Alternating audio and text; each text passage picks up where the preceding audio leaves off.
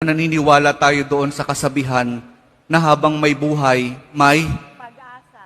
habang may buhay, may Pag-asa. habang may buhay, may Pag-asa. pagsubok. Dahil tayo katiwala ng Diyos, binibigyan din niya tayo ng iba't ibang klase ng pagsubok.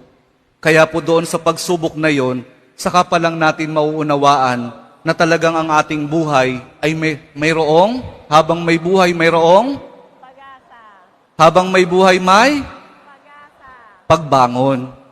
Huwag niyong hayaan na kapag meron kayong pinagdaraan ng pagsubok, ay hindi kayo babangon.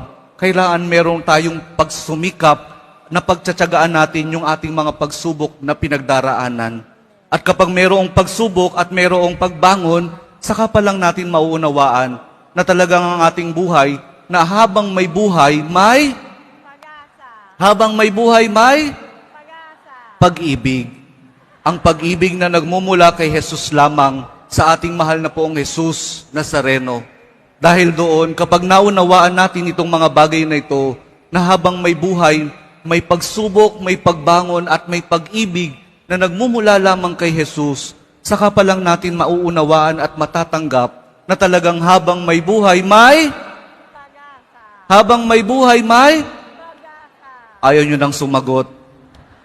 Pag-asa, sapagkat hindi po tayo ipapahiya ng pag-asa na nagmumula sa ating mahal na poong Jesus Nazareno. Amen?